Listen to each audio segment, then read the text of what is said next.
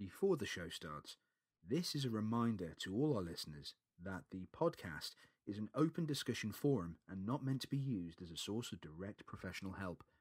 We at Panic Stations UK would always urge anybody listening to go seek advice from their GP, that is their doctor, a counsellor or a therapist. The podcast is, however, a place for people to share experiences and realise that you are not alone. Due to the subject matter discussed in the shows, some episodes may have explicit language in. I warn listeners, as this is meant to be a realistic look at mental health. As such, you may find that some of the guests use some pretty colourful language. I ask all listeners just to freely accept this and to honour the guests that are on the show.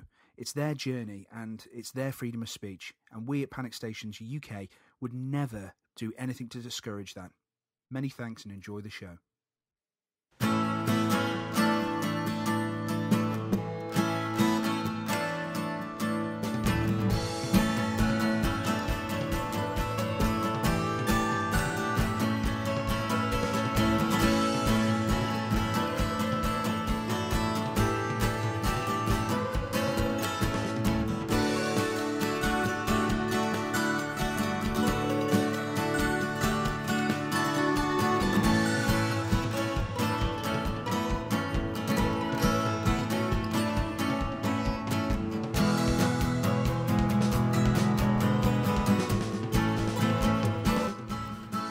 Hello! Bet you didn't expect to hear my voice again. Yes, it has been quite some time. My name's Chris Jones, and you are listening to Panic Stations UK, the mental health podcast. And no, it isn't some sort of crazy dream. This is a new episode. I've had a lot of people, very concerned people, I may add, and this is very nice of them, getting in contact and saying, where's the show? It's been forever. It's been like 2 months. Technically, it wasn't 2 months. It was around about a month. Maybe 5 weeks, simply because I haven't been on the Facebook page to update it, unfortunately, so you must forgive me. I hadn't recorded a new episode because I was dealing with lots of various things, life things, as you do, and obviously because I do this in my spare time, because I have a passion for mental health awareness, but unfortunately, or fortunately, I should say, it's not unfortunate, it's fortunate, I have a very busy life, and that's a good thing. It's detrimental, obviously, to the podcast at times, but it's very, very important and a good thing, because it means I'm a very lucky man that has a loving family and has a wonderful group of friends, and I'm very lucky to have a job, and I'm very lucky to have these things that take up my time, so that's a good thing. The unfortunate drawback to that, I suppose, is obviously I've been pulled away from being able to do the podcast. I also had a pretty annoying back injury. I got a back injury, and it caused me a great amount of pain to sit down for prolonged amounts of time. I'm having physiotherapy for it, so anybody out there going, oh, poor Chris, don't worry, it's just one of those things, isn't it? Oh, getting old, the ripe old age of 33. So yes, we're back. Panic Stations UK is back. Now, just as I said before, there were 2 episodes prior to this. There was a 2-parter with Danny Elliott Griffiths, the wonderful Danny Elliott Griffiths, and he was talking about his issues with bipolar. So if you haven't heard those episodes, please, it was a 2-part interview. Go back, listen to him. iTunes, TalkShoe, YouTube. Fantastic, really, really good episodes, and it was Danny talking about his issues with bipolar and the issues he's faced dealing with his mental health issues. Really, really interesting. Unfortunately, and I apologise, this is my apology to you, Danny, you lovely fella. I didn't do a great deal of promotion for those particular episodes on the Facebook page, so I will go back and I'll make sure that people who haven't heard or been aware of that are made aware of that via my interaction on the Facebook page.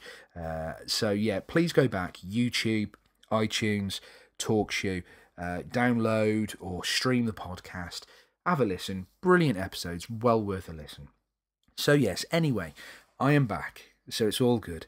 Haven't got an interview for you this week because I was thinking, generally I've been doing quite a lot of interviews, and that's a good thing because it means a lot of people want to share their stories with you, and that's a great thing because it shows you're not alone. Like we always say on the show, you are not alone. However, long interviews mean longer podcasts, take longer time to edit and whatnot. So it's good to break it up with smaller podcasts that are roughly between 30 and 40 minutes per episode. That's what I'm aiming for this one. Whether or not I achieve that, because I ramble, as you know, a completely different set of, kettle of fish, should I say. So, today, if nobody knows what the date is, as I record this show, it's the 19th of November, Wednesday, the 19th of November. Now, apparently, I'm unaware of this, so many keen listeners out there who have got their fingers on the pulse, unlike me, they would know it's actually International Men's Day. Now, I don't know what that means. Obviously, I'm going to hazard a guess and say that it's obviously something to do with men's health awareness, awareness for numerous things to do with men. All very well and good. Some might find that sexist. I'm not going to quote or comment because I don't know much about it. But what I have discovered with today, there's been some really interesting articles regarding mental health, connecting with men in particular, and it's quite interesting. So I wanted to talk a little bit about that on the show and some of the things that have been out there in the public domain regarding mental health recently. And a really interesting one that was brought to my attention by my good friend Shane, who I'll get back to him later because he's in a band. It's a very good band, and you know how I like to play music on the show, so I will play you some music later, and you're going to love it. For Walking Dead fans in particular, anybody who reads the comic books, the actual artist is in the band as well. So I'll talk about them a little bit more later, but I've got a really interesting idea to talk about, thanks to my friend Shane, and it was regarding the clothes store Joy. I don't know if anybody read this a few weeks ago or a couple of months back. There was an issue with this retail outlet making a card that made light of mental health issues. And there's a big debate about that. So we'll talk about that in a bit later on. But first of all, I was just going to talk about International Men's Day. And more importantly, because obviously I don't know what it's all about, the actual idea of it, but more importantly, some of the articles I found. I've got a really interesting one. If you hear any clicks, by the way, in the background, this is me on my computer as I record the show using my mouse to click onto the various pages. Now, we've got a really good one by The Telegraph. That came out today, obviously. And I shared this on my own personal Facebook page. I'm going to share it on the Facebook page for Panic Stations UK. The Telegraph posted an article saying there is a crisis of masculinity. Men are struggling to cope with life. It's a report basically by the mental health charity Calm. And they found that men are struggling to cope with the pressures and expectations of their personal and professional lives. Being a man myself, I suppose I feel inclined to comment more. I think there is. There's. I don't think it's just for men, isolated in particular for men, but it's about the society we live in. There are way more pressures in this day and age. It sounds ridiculous because that's not to look at the people's lives in the past and discount them by saying, well, you know, whatever, it was simpler, they were fine, because they had their own independent struggles and they were a lot harder, completely different scenario in what they had to deal with. For example, my grandparents having to deal with paying bills like everybody else, but the issues that they had, no central heating, obviously outdoor toilets and God knows what else, and things like that, that obviously in the modern world you don't generally deal with, and it's a whole different set. I mean, they wouldn't have had the opportunities that we have now, like with education and travel and things like that, and finance. However, in the modern world, I suppose we have more options, and because of these options that are opened out to us, it's more things for us to stress about. It's more input for our brains to deal with. So everything from mobile phones to the internet, to our work lives, our work rate. There's a lot of pressure work-wise with the fact that there's redundancies. I mean, there's always been threats like that throughout the ages of jobs and making sure you can support your families and things. But there's certainly a lot of doom and gloom, and I think it's spread more by the media. Media has a massive impact on our lives, and you can't escape it. So I suppose it goes without a doubt that there is a lot of issues regarding the stresses of modern life already for anyone. But the article specifically talks about how male suicide rates in Britain are at a 15-year high. There was around 4,500 suicides, according to the article, last year. It's now the single biggest cause of death in men aged 20 to 49 in England and Wales, with males accounting for up to 78% of all suicides in the UK. That's a phenomenal... Let's just stop there for a second. That's a phenomenal amount of a percentage, isn't it, really? 78% of somebody... Of one type of person killing themselves, from the entire statistics of people killing themselves in the country, that's alarming in itself. And obviously, there's obviously going to be studies regarding this. Female suicide rates in comparison are declining, which is great. Anything that causes a suicide rate to decline is brilliant, because as we all know, suicide rates. A horrible thing. Suicide's a horrible thing. It impacts on everybody. On the previous shows, we talked about. We've talked about some of our guests' issues where they've felt that suicide might be the answer. I've talked about my own personal issues where I've come close because of my own struggles with depression and anxiety in the past. And obviously there was the very high-profile case of Robin Williams, sadly, this year. So, yeah, I mean, like, suicide's a terrible thing in itself, in general. But, I mean, it's a frightening figure to think that 78% of that is potentially men in England and Wales. Now, the Calm report, it's apparently called a crisis in modern masculinity. It's to look into the understanding causes of male suicide, and it's been analysing the pressures and expectations that men and women face in their daily lives. And it concluded that men are failing to cope, which I can believe, because I think women, and this is going to be a massive generalisation, and it's going to come across very sexist, and I don't mean that in any way, shape or form, but my own personal belief is that women can deal very well with emotional pressures because the way our society is geared with gender types at the moment, not in all cases, because there are a lot of men that are very much in tune with their emotions and they can cope with things better, but a lot of men tend to isolate and internalise emotions. And I suppose this is what the article's finding in itself, where women tend to talk more about their issues. They deal with their emotions in a very sensible, structured way by talking to people, which is a great thing. And again, these are all generalisations. This is not the cookie cutter that fits every single mould.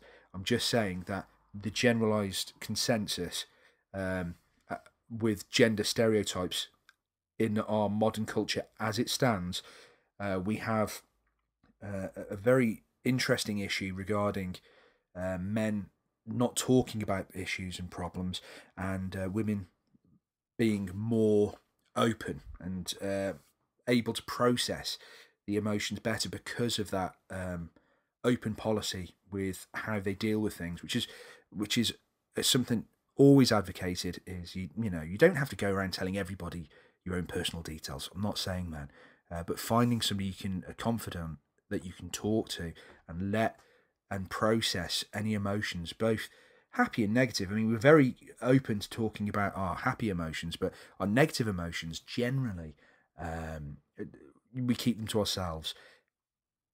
We either vent or we keep them to ourselves. And I think the internalisation of those emotions can lead to some extremely bad things happening to people, mental health-wise. So the article was saying that roughly half of all the 1,000 men and women surveyed in this big survey that Calm have done had experienced some sort of depression, yet women were more likely to seek help or confide in a friend, like I've just said. Now, 74% of women who have suffered depression said they spoke to somebody about it, while only 53% of males have done so. That's 69% of men who have suffered from depression said they prefer to deal with their problems themselves. Now, again, going to a generalisation, a lot of people go, oh, let's go to the pub, let's do this, whatever. This goes on to other things, as we've talked on the show, things like self-medication. Somebody going, okay, well, when I get home, I have to have a glass of wine, or I have to have a beer, or I have to do this and the other. And the idea of self-medicating to hide from troubles and to use these things to relax, because perhaps there's it's a coping strategy which can lead to various things. Now, I'm not saying nobody drink, far from it. I'm not saying everybody out there who has a beer at the end of the day, you're wrong. I'm not saying that at all. But again, there are statistics that discuss substance abuse increases via like self-medication through alcohol and things like that. So when they're talking about people who've suffered depression, the 69% of men who've suffered depression said they prefer to deal with their problems themselves. That's their own way of doing it. Now, it doesn't have to be drink, it could be anything else. But again, it's internalizing these issues, which, as we've discussed in the show before, a very dangerous thing to do. It goes on to say 42% of men said that they felt pressure to be the main breadwinner in the family. Again, going back to these gender stereotypes, compared to just 13% of females. Of those surveyed, men were more likely to have lost their jobs previously, 54% compared to 35% of females, and to have lost their job more than once, 25% compared to 10% of women. 29% of men believed that their partners would think they were less of a man if they lost their job. When asked about relationships, around 3 in 10 men felt they personally lacked qualities and abilities that sexual or romantic partners look for a man. Men were also more likely than women to have indulged in risky behaviour in the past 3 months, 73% compared to 58% of women. So 73% of men over 58% of women. Men also felt additional pressure to remain strong during times of crisis. Around 42% of male respondents said that they believe a man is mostly responsible for being emotionally strong and taking charge in a crisis, compared to around 17% of women. Now, that in itself, that statement, I personally find ridiculous, because, I mean, really, you've got to be emotionally strong and taking charge of a crisis. Do you know who I think should be emotionally strong and taking charge of a crisis? Whoever seems to fit the bill at the time of the crisis. Whoever's ready to be able to do that. It doesn't matter if it's a man or a woman. It's whoever's capable of dealing with it. There's no shame in that. There is no shame knowing your own limits. And I think a lot of people find it hard to say, oh, well, I have a limit. I can't do this. And like it says, a lot of men being overly proud, obviously, again, there's this, I've got to do this. So there's it's adding a pressure, unnecessary pressure. Now, Calm's chief executive, Jane Powell, said that the research underlines that so often their own worst enemies, men, need new rules for survival. Outmoded, incorrect and misplaced male self-beliefs are proving lethal, and the traditional strong silent response to adversity is increasingly failing to protect men from themselves. And I agree with that, because this isn't 30, 40 years ago where men had to be quiet. They had to do these certain things. I'd like to think we're in a modern society where we can challenge gender stereotypes, and we need to be open about these things. And I think mental health in this country, like I've said many times before, isn't dealt with in the best possible way, because again, I mean, there's stigma behind it all, and there's the fear of looking weak, or the fear of not being able to be professional to continue doing your role. So I understand that. I understand people thinking, if they're open about these issues, and this is from my own personal experience, if they're open with their issues, they're going to come across weak, or people are going to think they're air quotes crazy, and unable to do the tasks ahead, and they're like, no, they fall apart under pressure. That's not the case at all. It's not the case. We've got to open up more about it, because nobody is a mountain. So again, we've got to challenge these stereotypes, and it's quite a shocking sort of survey and a shocking article in the fact that there's this increase because there are a lot of men refusing to sort of change their lifestyles, perhaps open up a bit more, perhaps look for different coping mechanisms because of this fear of the gender stereotype of being the provider, being this individual has to go out and do these things. And ultimately, it's a case of, it's almost like banging your head against a brick wall. You're going to hurt yourself doing it. So Jane Powell carried on saying, men need to talk before they hit a wall, ironically, in a crisis, or feel that they're at the end of their road. She added, the normality of women freely discussing their troubles is undoubtedly a factor in declining rates of female suicide, like I mentioned before, and underlines the need for a gender-based strategy in suicide prevention. Very interesting idea, and I think that's definitely something that needs to be looked into.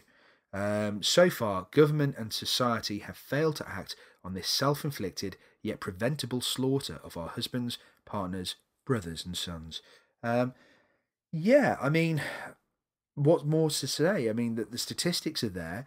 The article has obviously represented one side of the argument.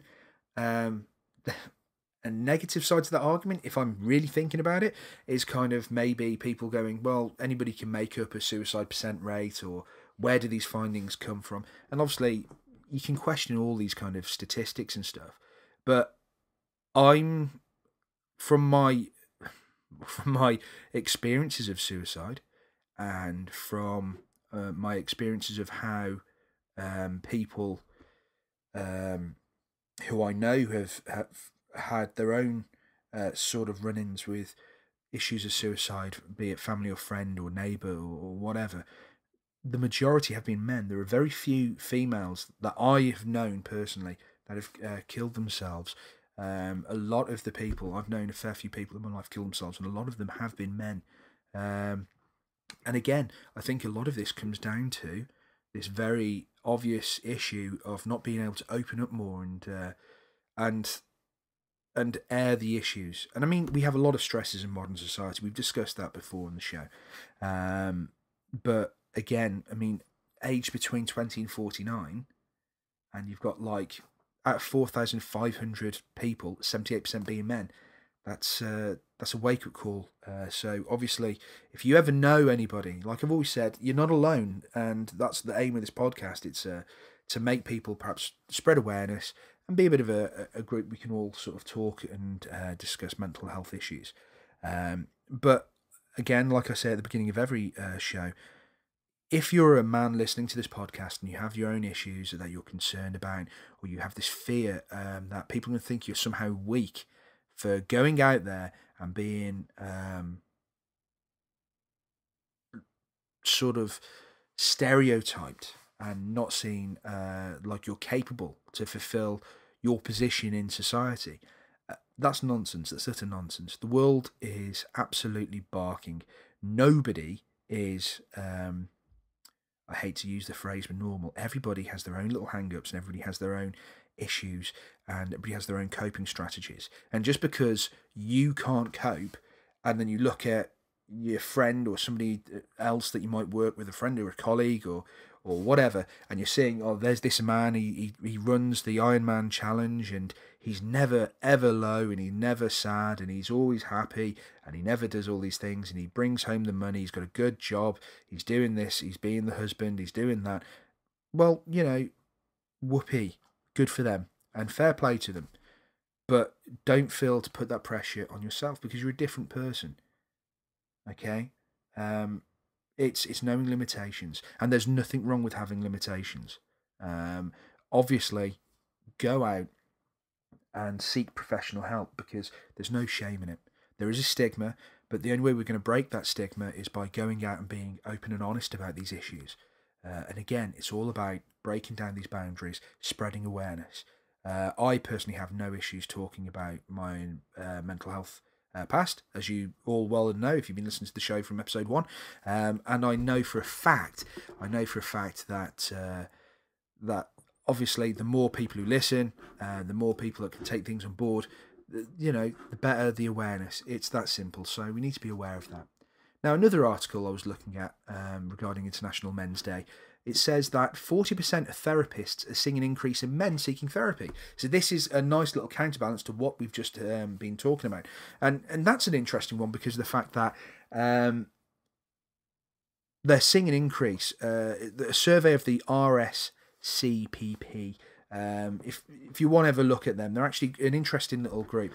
You can find information about these people on the internet under www.rscpp, that's Romeo Sierra Charlie Papa.co.uk. Now, what they're doing, this is a great little website that helps you connect with the right therapist. It's basically accredited, chartered, registered members of UK professional bodies. So you can go there, and it's a nice little website actually. You've got a little thing at the bottom of the page saying types of therapy, like cognitive behavioural therapy, CBT. Very, very good little therapy session if you ever try it. Counselling, psychotherapy, psychology, psychoanalysis, face-to-face therapy, telephone therapy, and email therapy. Then these are the types of therapy that it covers.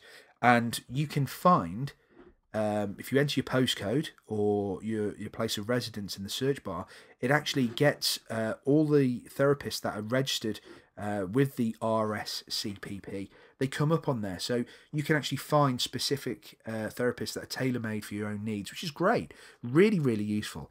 They have another thing at the bottom of the page explaining about the concerns, and it's covering a plethora of issues, which is great. You've got abuse, anger, anorexia, like we've discussed, eating disorders on a prior show, anxiety and generalized anxiety disorder, so that's GAD, that's something I suffer from, bereavement, borderline personality disorder, bulimia, depression, narcissistic personality disorder, obsessive compulsive disorder, also known as OCD, panic disorder, phobias, post-traumatic stress, we've discussed that as well, PTSD, relationship problems, self-esteem, self-harm, sexual problems and stress. Definitely worth checking out these people. So, like I've said before, regarding the previous article regarding the male suicide rates, this is a little great place you can actually go to, and you can find people that might be near to you that you can talk to, and they're tailor-made to specific issues that you may have. And look, therapy is an interesting thing, because if you ever go to therapy, you might not connect with the first therapist. Now, they're all professional people. If you go to somebody and you go, look, I've done a session with you, I didn't feel like we clicked, I'll try one more session, and you try, say, 2 sessions and it doesn't work, they're not going to be going, how dare you question my professional integrity? They're professional people. So they will go, okay, that's fine. And they understand, because this is what all the training that they have. So if you can't click with one therapist, you can find another, and this site will help you do that. Brilliant thing to use. Use it as a successful tool. That is www.rscpp.co.uk, and that's a good little search tool to find registered members of UK professional bodies, and they're accredited, they're all chartered, they're all above board, so definitely worth a look at. So the article, as it was saying about the therapists sort of seeing an increase in men seeking therapy, which is really good. They did a survey, and they're saying that it's fantastic that obviously this is general therapy, so it's not just talking about suicides or things like that, but it's general therapy. It's covering a wide variety of issues. However, despite the increase in male clients, women remain more likely to be in therapy than men. Again, going to these gender roles that we assign ourselves, which needlessly we don't have to. Again, it goes into the gender stereotype. So women are more comfortable seeing therapists, which it would be nice to see an increase. It's good to see an increase. It'd be even better if it was, equal amounts, or roughly equal amounts, but we'll get there, hopefully. Hopefully men will stop being less proud or worrying about this gender role that they have to fulfill, because it's nonsense. Nobody has to do anything. So the registered counsellor and psychotherapist, a lad called Ben Selby, said that the gender difference is understandable because, again, like we've just discussed, women have less face to lose by seeking therapy, and they recognise the value of talking at an emotional level with someone who will hear them without judgment. Men, like again we've said, still believe that it's weak to discuss that they have emotions, never mind that they've been hurt. Those men seeking therapy are possibly more in touch with their feelings. That's definitely a case for all the people I know that have gone out and sought therapy that are men. And I think it's a good thing. I think being in touch with your feelings is only a good thing, because you understand yourself more, and I think that's part of the human condition, isn't it? Learning a bit more about yourself. So 5% of the male clients were aged 16 above. The remainder were under 18. So what I find interesting about that is the fact that you've got a prior generation, like we again discussed earlier, finding it harder to come forward.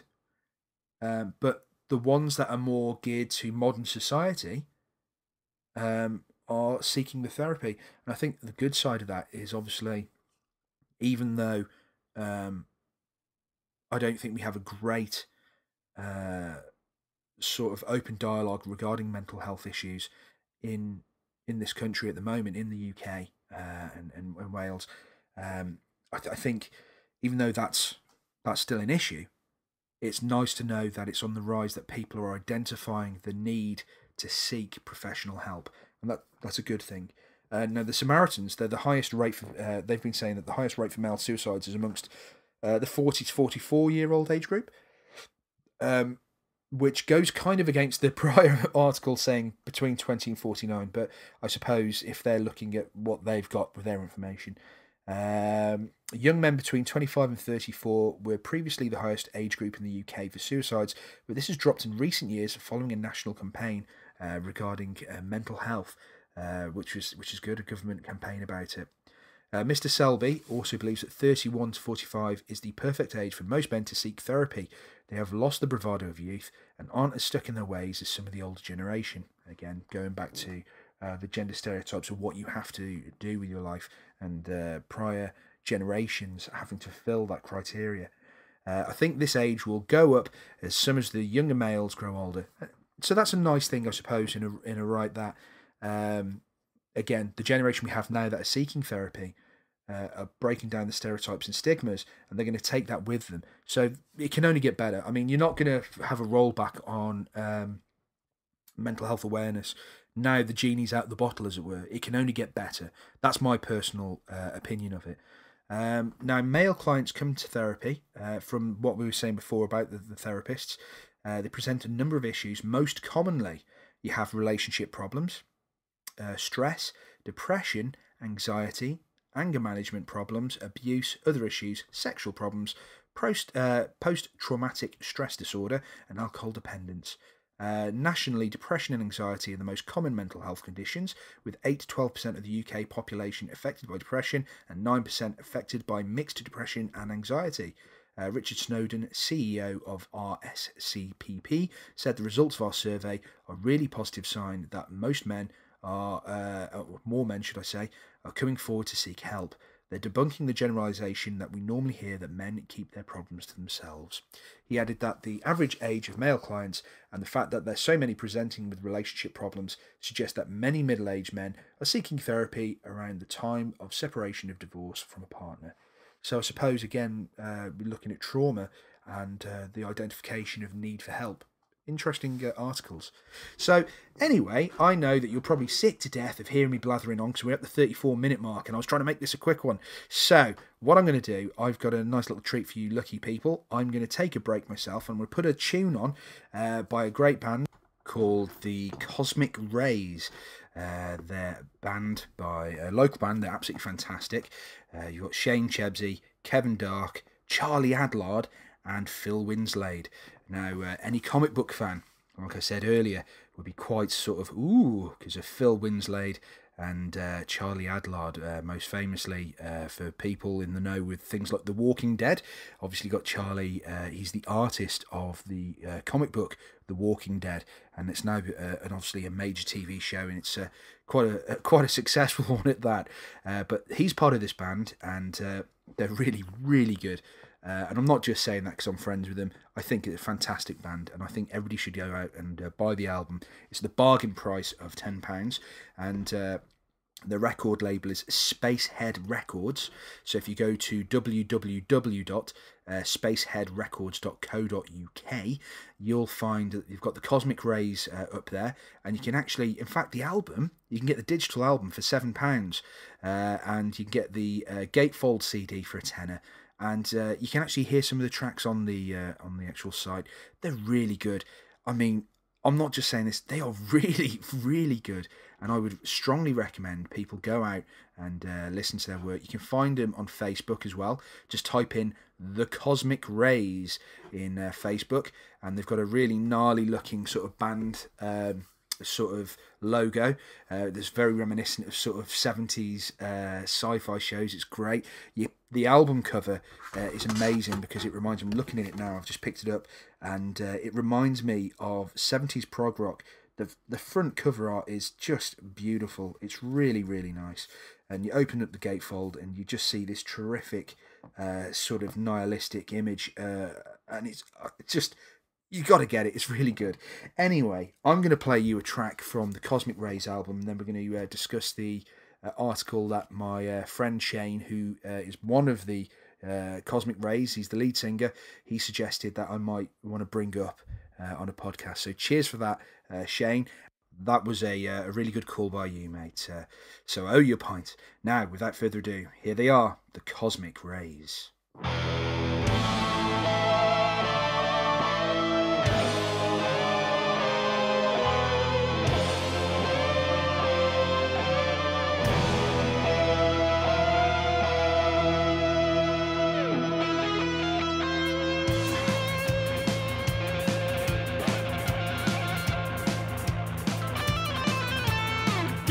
Monday morning, but I won't let it get me down.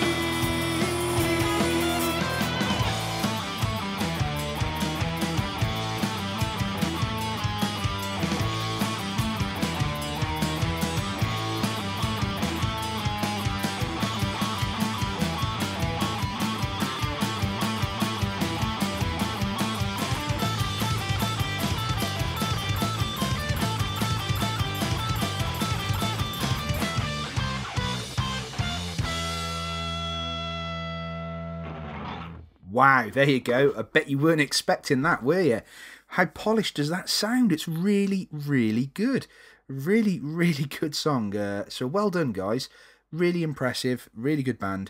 If you want to hear more, go to www.spaceheadrecords.co.uk, where you can buy the album either digitally, or they can send it to you and the Gatefold CD. I'd go for the Gatefold CD. It's beautiful. It's really, really good. Actually, I'd go for both, because then you can listen to the digital straight away. Cosmic Rage, you can find them on Facebook. Go and join their band page. Get in on the ground level, folks, because they're going to be big. I'm telling you, they're going to be big. And you're going to be going, that Chris Jones, he told me I should have followed him. And now, look, I could have gone and seen him and had a really cool little intimate gig and saw them when they were playing live. And now they're filling out stadiums. And what have I got to do? So, yeah, thanks for that. And a great band. Go see them live when you get the chance. Go check out their Facebook page. Go buy the album, Rock On. And that song, by the way, for anybody who wants to know what it was called, it's called Electricade. Brilliant. It's the opening track of the album. Now, this was the suggestion by Shane, the lead singer of the Cosmic Rays. A few weeks ago, well, I say a few weeks ago, if I look at the actual time of the article, it was actually September. So about a month and a half ago, there was an incident where a clothing company called Joy, they angered a lot of mental health campaigners regarding a Twitter exchange. I don't know. It's very, very big news, I suppose, in the world of mental health. I'm not too sure many people were following it, but it was very, very publicised, and it was regarding bipolar disorders. They decided, in their infinite wisdom, I will take my personal feelings about this and I'll explain my personal side of it afterwards. I will try and be as impartial as possible here. Now, a customer complained about one of their greeting cards or one of their silly humour cards, and it's a dialogue branded card, which means that it's just a phrase on a card, and it's done in some kind of fancy font to try and be stylish and try and be kind of cool. And the words on this card said, "Don't get mad, take lithium." Now, this is obviously a very polarizing issue for a lot of people, because they can see the humour in it and think it's hilarious. Some people thought it was hilarious. Some people were kind of non-responsive, going, "So what? Who cares? It's nothing." Other people were just incensed and angered because they were saying that, like, look, this is disgusting. We're supposed to be implying that people take lithium. What the hell? We're supposed to be in a good place right now regarding mental health and discussing it more. Now, obviously, there were other people going, "Look, you know, grab a sense of humour. Who cares? You know, it's good. It's kind of like owning it more. If you get angry about a situation, it's taking ownership of a nasty thing and making it humorous because it empowers. Much like people doing cancer jokes or somebody mocking like Adolf Hitler, that kind of vein of humour, to basically it's kind of an empowerment thing, I suppose. However, there are a lot of people found that not helpful at all. They were still like, "I don't care, it's really offensive." The store chain Joy, they were facing a social media backlash because they initially, a customer took a picture of this card and put it on their Twitter page, and they were saying, "Look, this is disgusting." A lot of people were calling for boycotting it because it angered mental health campaigners by appearing to mock bipolar disorders. Joy, a clothes chain with 26 shops nationwide, was sent an image of a greeting card it stocks in one of its London stores with which a Twitter user found offensive. Appealing to the store, the customer said the card, which had "Don't get mad, take lithium" scrawled on the front of it, was offensive to people with bipolar disorder. Now, if somebody finds that insulting, lovely squeaky chair, if somebody finds that insulting, it's something there. I think it's fair cop that. If you don't take anything from that, that's fair enough. If you do, in my personal experience with this, if you do find something offensive like that, understandable. If you want to mention it to the creators, by all means, because they're not saying, "Oh, your store is the worst thing ever." What they're saying is that you've released something that's pretty in bad taste. You might want to rethink it. Now, most people dealing with any kind of PR would look at this and go, oh, okay, might be an idea to talk to this person, or perhaps just explain it a bit more.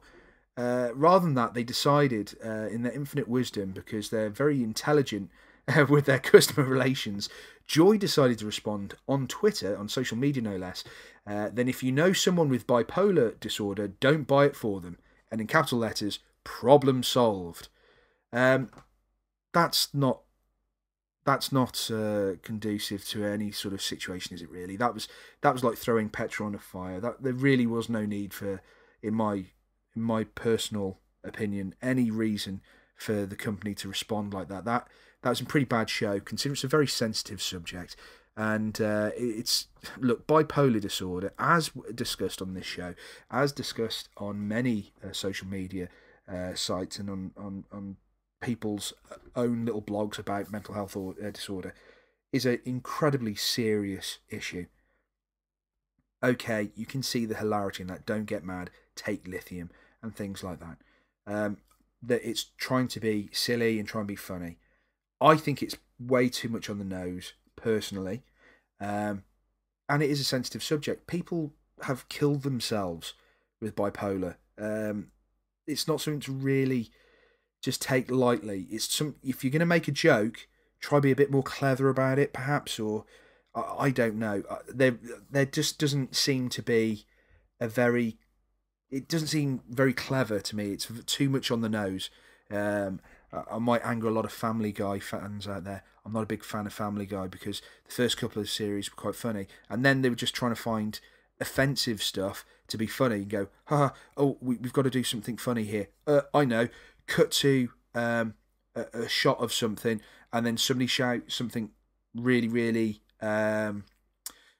sort of provocative to engage a response, and we think that's humour. And to me, that's not humour. It's just shock value, and it's cheap.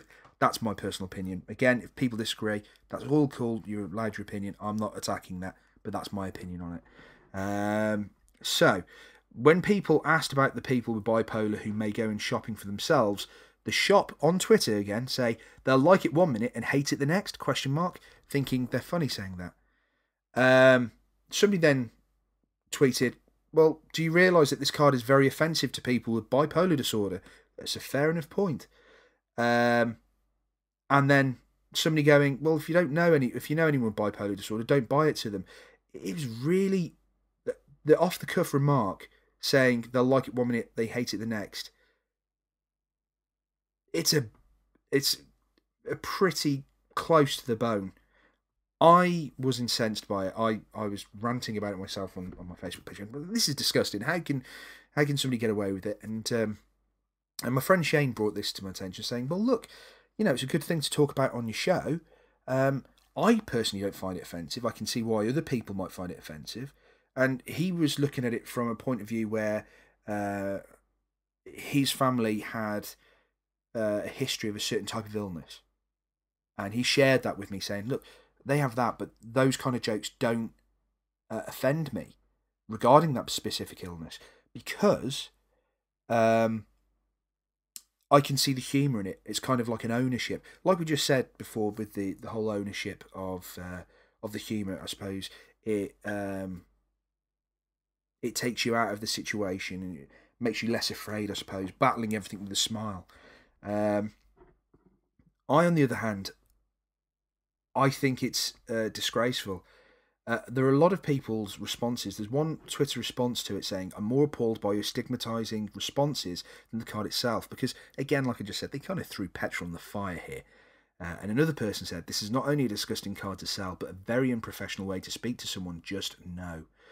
Joy suddenly backtracked and realised, we aren't really edgy and cool, this is not a sensible thing, and started to apologise for the incident, saying that it often tries to be irreverent, but sometimes gets it wrong. I've got a funny feeling whoever was responding on the Twitters, is probably had a bit of a telling off from bosses. And it goes, we at Joy like to start conversations, create dialogue.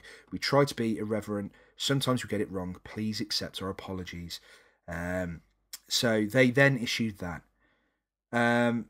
Now, there are other people who raised the incident with mental health charity Bipolar UK, and they said it would be following the matter up with Joy ASAP, while others said the humour was a better way of dealing with mental illness. Again, ownership. Somebody said humour is a much more effective way of tackling mental health issues, but do carry on screeching. Now,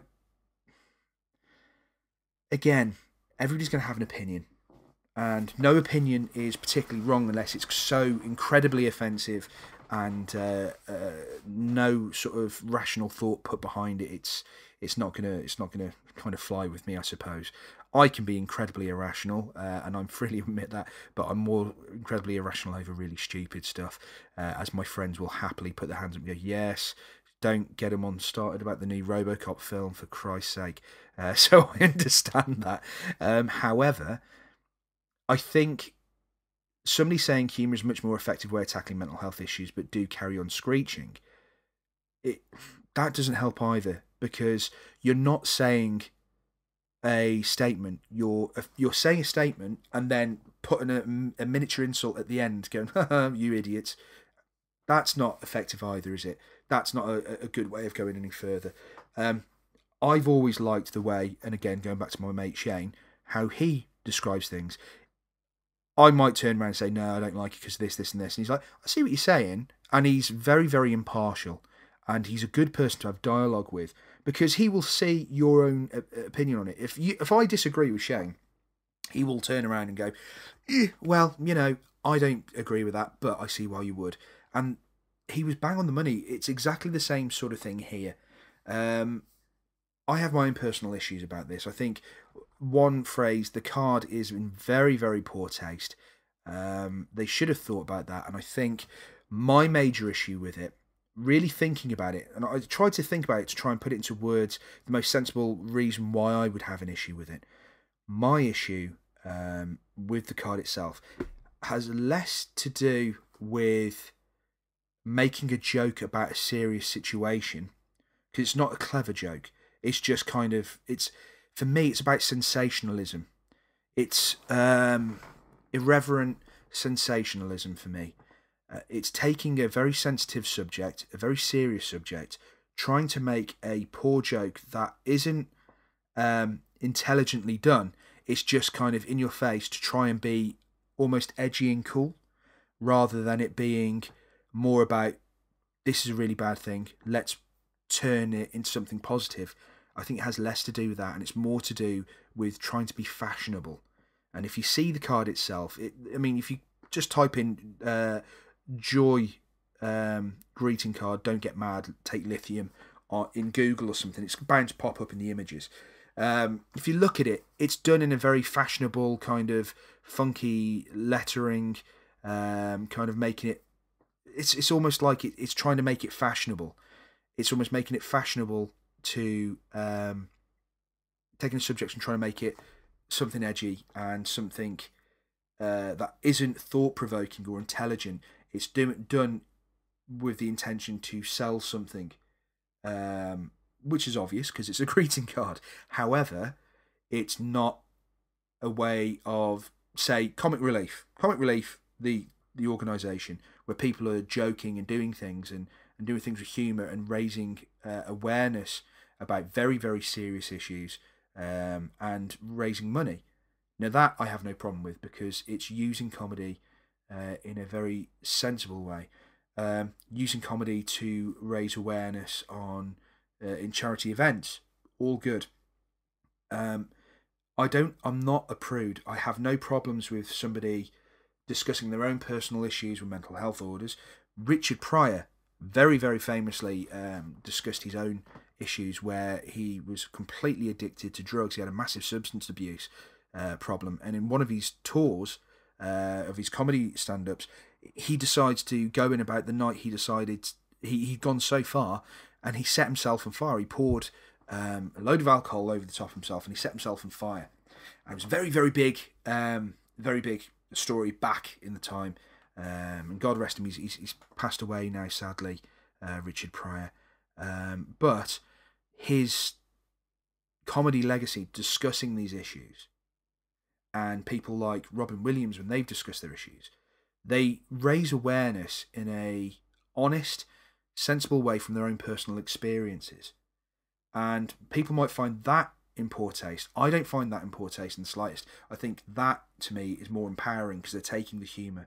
Whereas with the card, I feel that the card is trying to make it money out of trying to be cool by being edgy, kind of that crap Family Guy humour that doesn't work.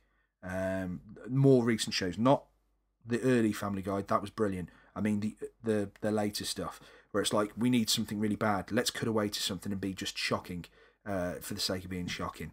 And that to me isn't funny, it's being offensive to try and get shock value from it. And it's almost making light of something by being shocking, but not in a positive way. It's in fact reinforcing something quite negative. And I know people can see the joke with it, going, oh no, it's fine, I don't see the problem. I do, because you're talking about somebody going to take prescription medication for a very serious illness. And again, there's no connotation to it. There's no like, take lithium. It's a statement rather than something clever or explaining something in a sensible way or something intelligent. For example, for me, I can always remember one birthday card I got, which was making light of mad cow disease. Now, anybody who had mad cow disease, we can joke about it because we haven't got it. Somebody with it would be like, no, it's nothing to joke about. Somebody lost a family member to it. However, I remember seeing a card, and it was 2 cows in a field, and one cow saying to the other cow, are you worried about mad cow disease? And the other cow replies, I've got nothing to worry about, I'm a helicopter. The implication obviously is completely different there, and it's set up as almost like a sketch joke. And you can tell the humour. With this, there's no kind of way of looking at it. There's nothing that states that it is humorous. It's the way the font is set up on the card, the way that it's just an irreverent statement just thrown out there with no connotation. That to me is more offensive, and it's more dangerous because it's just kind of like whatever. And then the responses afterwards, I think, from a professional point of view, from an organisation that are trying to do customer service, they were bang out of order. So my personal opinion on the situation is that was terribly, terribly insensitive of Joy. And I, for one, I've personally decided, like, not to boycott them because I've never been in a store myself, but I've personally decided, like, look, yeah, I don't like the card. I think you're stupid for doing it. If somebody wants to rant about the card, that's fine. If somebody wants to mock them for it, I don't think that's right, because the people mocking it aren't doing it from a place of knowledge. I don't think they're doing it from a place of knowledge of the background of the mental health disorder itself. But it was an interesting debate. I mean, what makes something acceptable to mock? Because one person discussing a joke about a serious illness can be another person take deep offence. I mean, you watch programmes like, not to go say I watch cartoons all the time, but The Simpsons. You look at The Simpsons and they're talking, people have mocked, oh no, my diabetes, or I've got a bee's just stung me and I'm allergic to them, and this has happened or that's happened. And we'll think nothing of it and laugh with the joke. I suppose, again, it's more about context and grounding. And it's an interesting debate. What is the acceptable cut-off point? So if anybody wishes to email me with their own opinions on that, please feel free. So, you know, what is an acceptable cut-off point for humour when it comes to mental health issues for you personally? What isn't? Again, very interesting debate. Well, that was a nice fun episode. Hopefully it's just gone over an hour, so I am very sorry. I was trying to get it down as quickly as possible. But this is the end of the show. And I'll be back again very, very soon with more discussions about things that have been going on in the world of mental health. If you have any things that you want to share, you want to plug a TV show, you want to plug an album, you want to plug a web series, you want to plug your own podcast, you want to put some of your music and want me to play some of your music, not a problem. drop me a line via the Facebook page for Panic Stations UK, the mental health podcast. That's not a problem. Or you can get in contact with me via the email address, which is panicstationsuk@yahoo.co.uk. That's panicstationsuk@yahoo.co.uk. So please do. I'm all about creativity, and it's a very therapeutic thing. If you want to be a guest on the show, you want to have your say, go for it. Just send it through. It's all good. So until next time, have a wonderful week. Those of you that have any struggles, keep being brave, keep plodding along. You can do it. Find all the professional help you need, and find the support in the ones that you love. And remember, you are not alone. And as always, we've got the wonderful Robin with his end credit music for us, which is This Swirling World. Take care.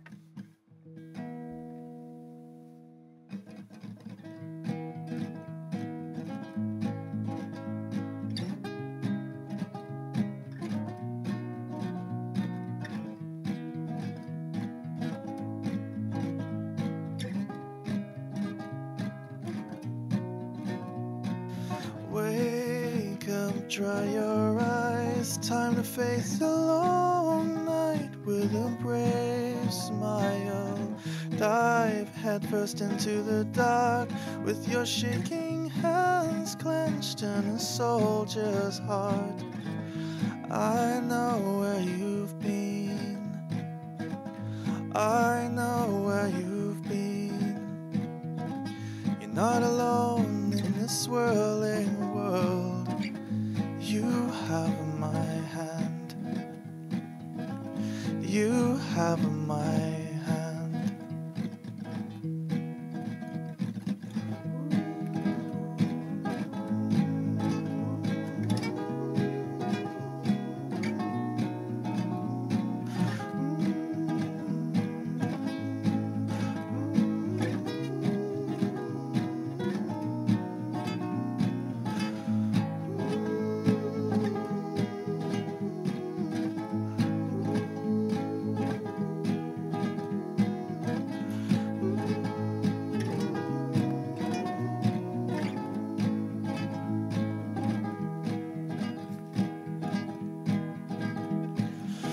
Wake up, dry your eyes, time to face a long night with a brave smile.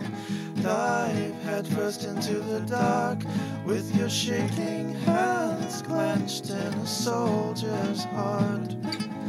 I know where you've been, I know where you've been. You're not alone in this swirling world. You have my hand, you have my hand, you have